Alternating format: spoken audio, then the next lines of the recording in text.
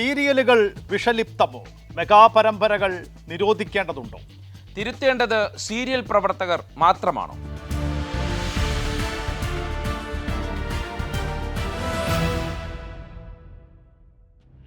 ചലച്ചിത്ര അക്കാദമി ചെയർമാനും നടനുമായ ശ്രീ പ്രേംകുമാർ പറഞ്ഞ ഒരു അഭിപ്രായവുമായി ബന്ധപ്പെട്ടാണ് ഇപ്പോൾ സീരിയൽ പ്രവർത്തകരുടെ സംഘടനയായ ആത്മയുടെ പ്രസിഡന്റ് എന്ന് പറയുന്നത് മന്ത്രിയായ കെ.ബി. ഗണേഷ് കുമാറാണ്. ഗണേഷ് കുമാർ അടങ്ങുന്ന ആ സംഘടന വലിയ പ്രതിഷേധവുമായി ഇന്ന് രംഗത്തെത്തിയിരിക്കുകയാണ്. അതായത് പ്രേംകുമാർ പറഞ്ഞ പരാമർശം ഇതാണ്: ഇപ്പോഴത്തെ മെഗാ സീരിയലുകൾ അല്ലെങ്കിൽ സീരിയലുകൾ, ഇപ്പോൾ മെഗാ സീരിയലുകൾ എന്നും പ്രത്യേകം എടുത്ത് പറയേണ്ടതില്ല, സീരിയലുകളെല്ലാം മെഗായാണ്. അപ്പോൾ ഈ മെഗാ സീരിയലുകൾ എൻഡോസൾഫാനേക്കാൾ വിഷലിപ്തം എന്നാണ് പ്രേംകുമാർ ഒരു അഭിമുഖവുമായി ബന്ധപ്പെട്ട് പറഞ്ഞത്. പക്ഷേ അതിനുശേഷം അദ്ദേഹം അത് തിരുത്തി എല്ലാ സീരിയലുകളെയും അല്ല ഉദ്ദേശിച്ചത് എന്ന് അദ്ദേഹം വിശദീകരിച്ചെങ്കിൽ പോലും ആ ഒരു വിശദീകരണം തൃപ്തികരമല്ല എന്നുള്ളതാണ് ഈ എന്ന് പറയുന്ന സീരിയൽ പ്രവർത്തകരുടെ സംഘടനകളുടെ അഭിപ്രായം. അപ്പോൾ പ്രേംകുമാർ എന്ന് പറയുന്നത് കാര്യഗൗരവത്തോടു കൂടി സാധാരണയായി സംസാരിക്കുന്ന ഒരു വ്യക്തിയാണ്. രഞ്ജിത്തിൻ്റെ അഭാവത്തിൽ പോലും ചലച്ചിത്ര അക്കാദമിയെ ഒരു പേരുദോഷങ്ങളൊന്നും കേൾപ്പിക്കാതെ മുന്നോട്ട് നയിച്ചു കൊണ്ടുപോകുന്ന ഒരു വ്യക്തിയുമാണ്. മാത്രമല്ല അദ്ദേഹത്തിൻ്റെ പല അഭിപ്രായ പ്രകടനങ്ങളിലും നമുക്ക് വലിയ രീതിയിലുള്ള ബഹുമാനവും മറ്റും തോന്നുന്ന ഒരാളാണ്. പക്ഷേ ഈ ഒരു കാര്യത്തിൽ, സീരിയലുകളുടെ കാര്യത്തിൽ അദ്ദേഹം പറഞ്ഞ അഭിപ്രായം അത് കൃത്യമായി പറയേണ്ടതായിരുന്നു എന്നുള്ളതാണ് എൻ്റെ ഒരു അഭിപ്രായം. അതായത് അതാരെയാണ് അദ്ദേഹം ഉദ്ദേശിച്ചത്? ഈ സീരിയൽ പ്രവർത്തകരെ ഒന്നാകെ ആക്ഷേപിക്കുന്ന തരത്തിൽ ഒരുപാട് ആയിരങ്ങൾ പ്രവർത്തിക്കുന്ന മേഖലയാണ്. ഇന്നിപ്പോൾ പല പല പ്രമുഖ ചാനലുകളുമായി ബന്ധപ്പെട്ടുമൊക്കെ ആയിരങ്ങൾ പ്രവർത്തിക്കുന്ന മേഖലയാണ് സീരിയൽ രംഗം. അതും പല ആൾക്കാരും സിനിമയിൽ നിന്നും ഒക്കെ വേണ്ടത്ര അവസരങ്ങൾ കിട്ടാതെ സീരിയൽ മേഖലയിലൊക്കെ പ്രവർത്തിക്കുന്ന ആൾക്കാരുണ്ട്. അപ്പോൾ അവരെല്ലാം വലിയ രോഷത്തിലാണ്. അവരുടെയൊക്കെ ചില വാട്സപ്പ് മെസ്സേജുകളൊക്കെ കാണുമ്പോൾ അവരൊക്കെ വലിയ രോഷത്തിലാണ്. ഈ പ്രേംകുമാറിനെ പോലെ സീരിയലുമായി ബന്ധപ്പെട്ട് ഈ രംഗത്തേക്ക് വന്ന ഒരാൾ, അതായത് ലംബോ എന്ന് പറയുന്ന ഒരു സീരിയലിലൂടെ, ദൂരദർശനിലുണ്ടായിരുന്ന ഒരു സീരിയലിലൂടെയാണ് പ്രേംകുമാർ ഈ രംഗത്തേക്ക്, അഭിനയ രംഗത്തേക്ക് വരികയും അദ്ദേഹം ഹിറ്റാവുകയും ചെയ്യുന്നത്. അതിനു മുമ്പ് അദ്ദേഹം ഒരു നാടക കലാകാരൻ എന്നുള്ള നിലയിൽ ഒക്കെ പ്രശസ്തനായിരുന്നു. അതായത് ആ രീതിയിലാണ് അദ്ദേഹത്തിൻ്റെ തുടക്കമെന്നാണ് എനിക്ക് മനസ്സിലാക്കാൻ കഴിഞ്ഞത്. അപ്പോൾ അങ്ങനെ ഒരു സീരിയലുകളിലൂടെ രംഗത്ത് വന്ന പ്രേംകുമാറിൽ നിന്ന് ഇങ്ങനെ ഒരു അഭിപ്രായം വരേണ്ടിയിരുന്നില്ല എന്നാണ് ചില മേഖലയിൽ നിന്നുള്ള ആൾക്കാരുടെ പ്രതികരണം വരുന്നത്.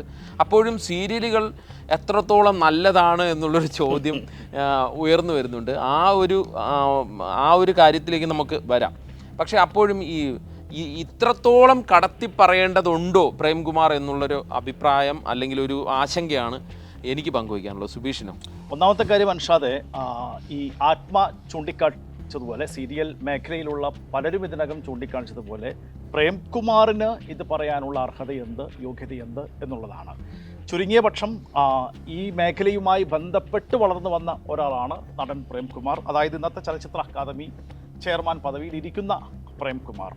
നമ്മുടെ സന്ദീപ് വാര്യരും പി സരിനും ഒക്കെ പറഞ്ഞതുപോലെ മിനിഞ്ഞാന്ന് വരെ ഞങ്ങൾ പറഞ്ഞതല്ല ഇതൊരു പുതിയ സരിനാണ് അല്ലെങ്കിൽ പുതിയ സന്ദീപ് വാര്യരാണ് എന്തെങ്കിലും പറയാനുള്ള ഒരു മിനിമം മര്യാദ പ്രേംകുമാർ കാണിക്കേണ്ടതായിരുന്നു. സീരിയൽ മേഖലയിലൂടെ ഒക്കെ വളർന്നു വന്ന ആളാണ്. പക്ഷേ താൻ കടന്നു വന്ന വഴി തെറ്റാണ് എന്ന് അദ്ദേഹത്തിന് തോന്നുന്നുണ്ടെങ്കിൽ അത് തെറ്റായിരുന്നു.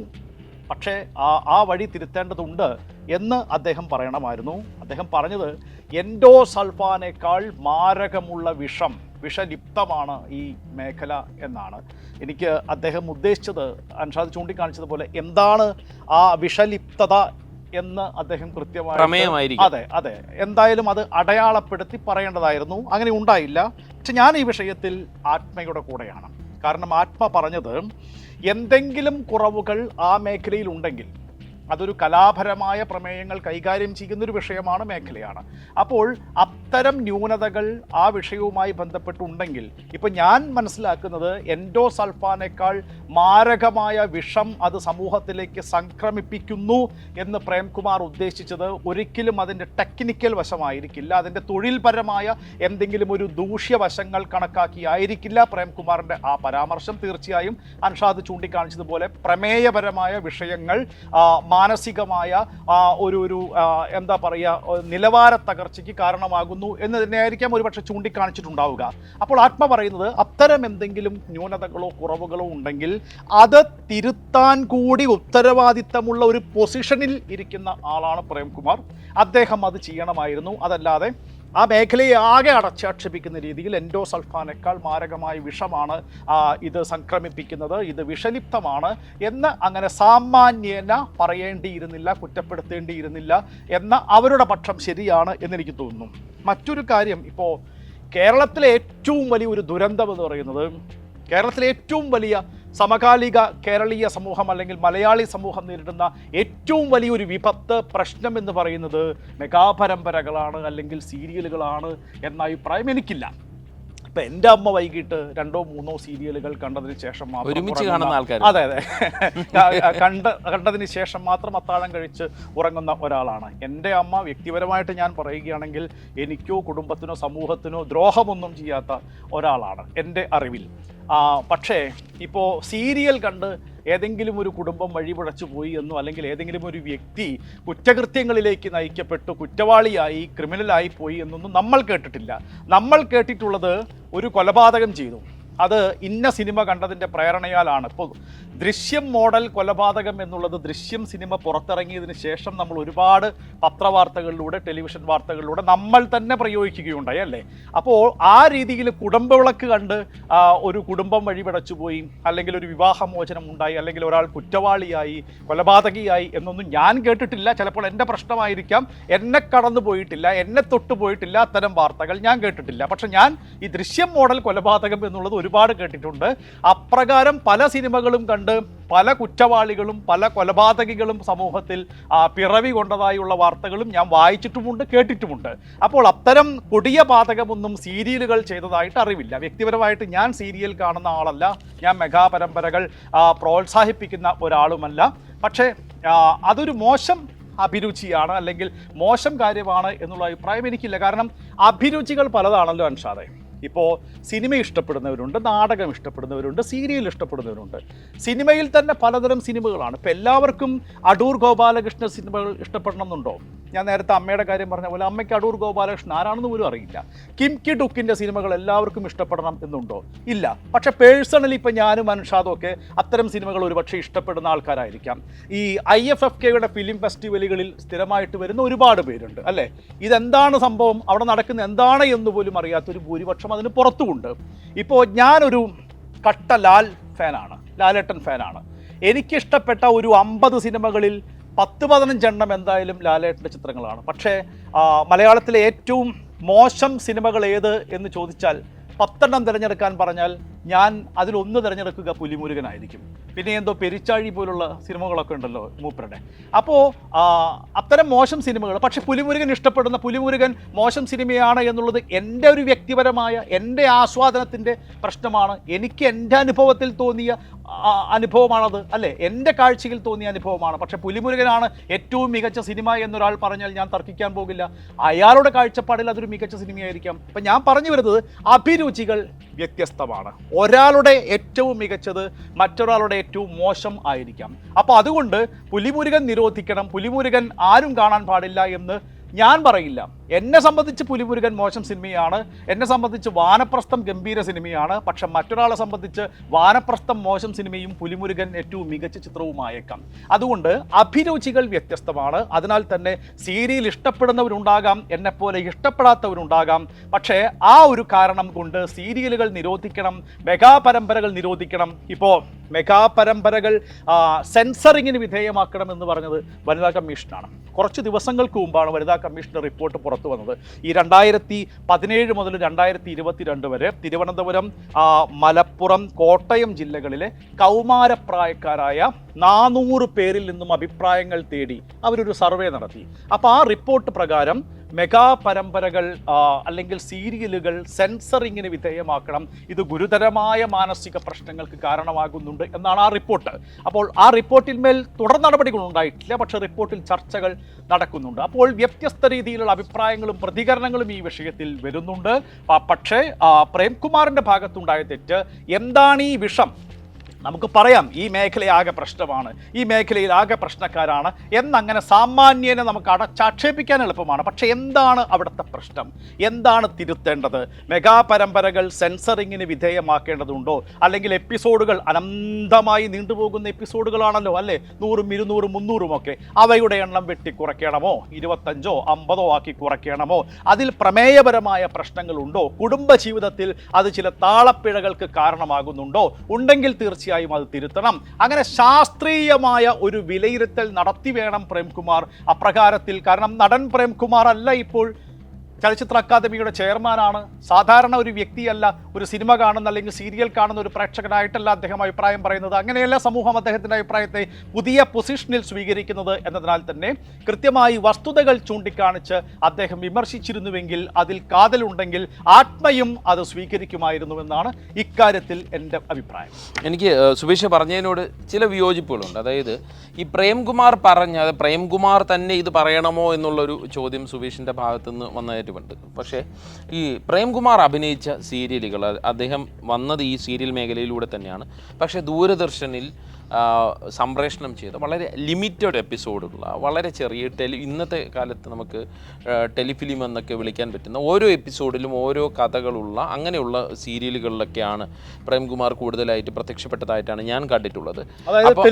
ടെലിഫിലിം, അതായത് ഓരോ ദിവസവും ഓരോ കഥകൾ വരുന്ന, എന്നാൽ കഥാപാത്രങ്ങൾ സെയിം ആകുന്ന തരത്തിലുള്ള കഥകൾ. പിന്നെ ഈ ലംബോ എന്നൊക്കെ പറയുന്ന അദ്ദേഹത്തിൻ്റെ വളരെ പ്രശസ്തമായ, പിന്നെ അദ്ദേഹത്തിൻ്റെ ഈ ഒരു സംഭാഷണ ശൈലിയിലേക്ക് ഒരു പ്രത്യേകത കൊണ്ട് ഹിറ്റായ ഒരു കഥാപാത്രമായിട്ടാണ് ഈ ലംബോയൊക്കെ ഞാൻ കണ്ടിട്ടുള്ളത്. അപ്പോൾ അദ്ദേഹം പറഞ്ഞത്, അപ്പോൾ അദ്ദേഹം സീരിയലിൽ നിന്ന് വന്നൊരാൾ ഇങ്ങനെ ഒരു അഭിപ്രായം പറയാമോ, അത് സരിനെ പോലെയാണ് അല്ലെങ്കിൽ നമ്മൾ സന്ദീപ് വാര്യരെ പോലെയാണ് എന്നൊക്കെ പറഞ്ഞു വെക്കാൻ പറ്റുന്ന ഒരു രീതിയിലല്ല എനിക്ക് തോന്നുന്നത്.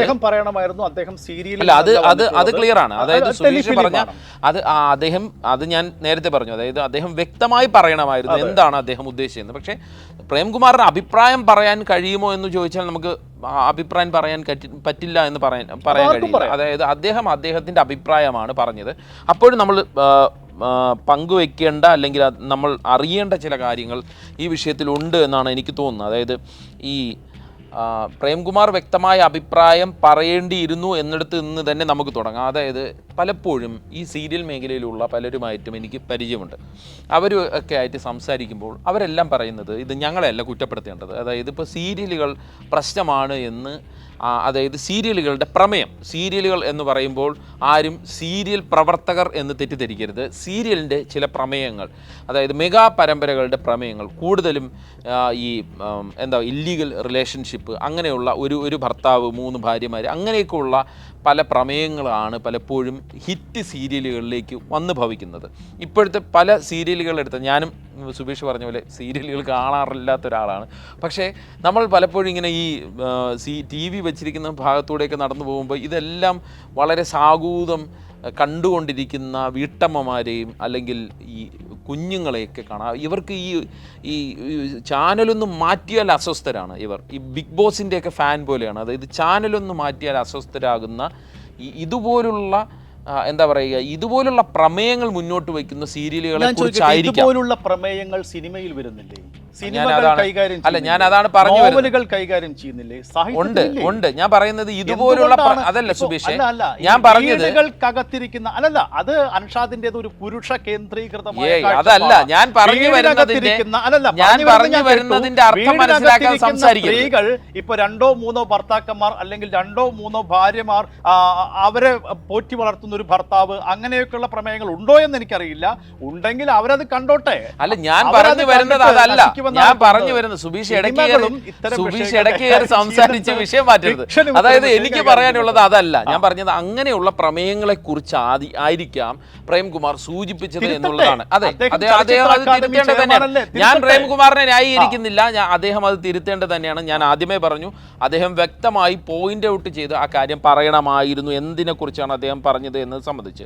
ഇനി ഞാൻ പറഞ്ഞു വരുന്നത്, ഈ പല പ്രമേയങ്ങളും തീരുമാനിക്കുന്നത് നമ്മളെല്ലാവരും വിചാരിക്കും സീരിയൽ സംവിധായകനുണ്ട്, അതിൻ്റെ പ്രൊഡ്യൂസറുണ്ട്, അവരായിരിക്കുമെന്ന് നമ്മൾ വിചാരിക്കും. പക്ഷെ അല്ല. അവിടെയാണ് ഇതിൻ്റെ ഉള്ളുകളികൾ നിൽക്കുന്നത്. അവിടെയാണ് പ്രേംകുമാർ വ്യക്തമായി അഭിപ്രായം പറയേണ്ടതിൻ്റെ ആവശ്യകതയും. അതായത് പ്രേംകുമാർ ഇരിക്കുന്നത് ചലച്ചിത്ര അക്കാദമി പ്രസിഡന്റ് സ്ഥാനത്ത്, ചലച്ചിത്ര അക്കാദമി ചെയർമാൻ സ്ഥാനത്താണ്. അദ്ദേഹം അവിടെ ഇരുന്നു കൊണ്ട് ഈ കാര്യങ്ങളിലെല്ലാം നയം രൂപീകരിക്കേണ്ട വ്യക്തിയാണ്. അതായത് നയരൂപീകരണ സമിതിയുടെ ഒക്കെ അംഗമാകേണ്ട ഒരാളാണ്. ഈ സീരിയലുകളെ സംബന്ധിച്ചല്ല, ഏതൊരു ഇതുപോലുള്ള എൻ്റർടൈൻമെൻറ്റ് സെക്ഷനിലും അദ്ദേഹം വരേണ്ട ഒരാളാണ്. അങ്ങനെ ഒരു പൊസിഷനിൽ ഇരിക്കുന്ന ആളാണ്. അപ്പോൾ ഈ ചാനലുകളാണ് പലപ്പോഴും സീരിയലുകളുടെ പ്രമേയങ്ങൾ തീരുമാനിക്കുന്നത്.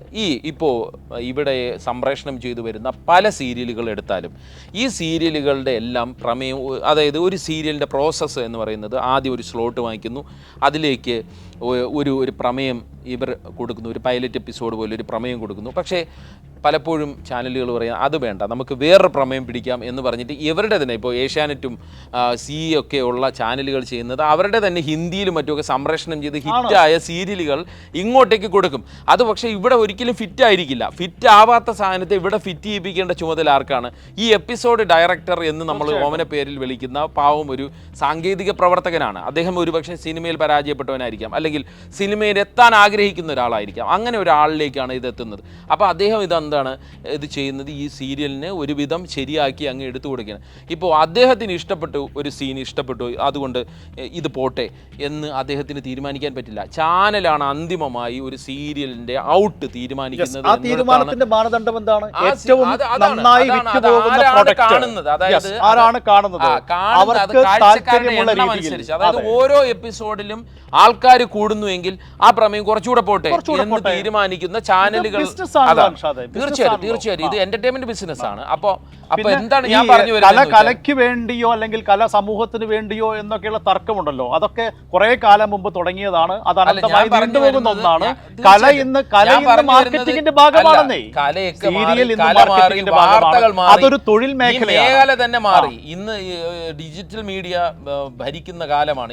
സീരിയലുകൾ കാണുന്നില്ല. അതെ, അല്ല സീരിയലുകൾ ഞാൻ പറയുന്നത് ഇത്രയേ ഉള്ളൂ. സീരിയലുകളുടെ വഴിക്ക് പോകട്ടെ, മെഗാ പരമ്പരകൾ അവയുടെ വഴിക്ക് പോകട്ടെ.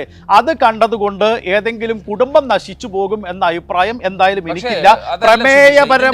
പ്രമേയപരമായ തിരുത്തലുകൾ വരുത്താൻ ഉത്തരവാദിത്തമുള്ള ഒരു ബോഡിയിൽ പെട്ട ആളാണ്, ഉത്തരവാദിത്തപ്പെട്ട ഒരു പൊസിഷനിൽ ഇരിക്കുന്ന ആളാണ് പ്രേംകുമാർ. പിന്നെ ഇവിടെ അതിനേക്കാൾ വലിയ പ്രശ്നമില്ല. നമ്മൾ തന്നെ ഇരുന്ന് ചർച്ച ചെയ്തില്ലേ, ദിവ്യപ്രഭയുടെ ഒരു ക്ലിപ്പ് ലീക്കായപ്പോ കിട്ടുമോ കണ്ടുവോ എന്നൊക്കെ പരക്കം പാഞ്ഞ് പരസ്പരം ചോദിച്ചുകൊണ്ട് നടന്ന അഭ്യസ്തവിദ്യരായ സാംസ്കാരിക പ്രബുദ്ധരായ കുറെ ആളുകളുള്ള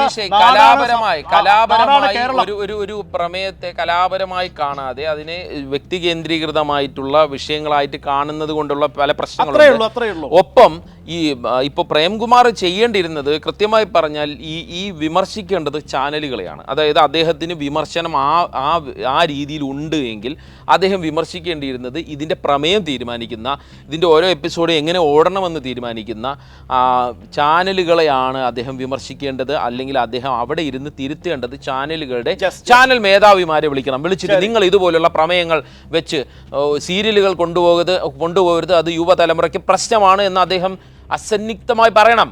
അതാണ് പ്രേംകുമാർ ചെയ്യേണ്ടിയിരുന്നതെന്നാണ് എനിക്ക് പറയാം. ശരി. എന്തായാലും ഈ ചലച്ചിത്ര അക്കാദമി ചെയർമാൻ ആയതുകൊണ്ട് പ്രത്യേകിച്ചൊരു സാംസ്കാരിക പ്രബുദ്ധതയൊന്നും അദ്ദേഹത്തിന്റെ തൊപ്പിയിൽ തൂവൽ ചാർത്തപ്പെട്ടിട്ടില്ല എന്നാണ് എനിക്ക് പറയാനുള്ളത്. സീരിയൽ കണ്ട് അല്ലെങ്കിൽ മെഗാ പരമ്പര കണ്ട് ഏതെങ്കിലും കുടുംബം നശിച്ചുപോയ അറിവും അൻഷാദെ എനിക്കില്ല.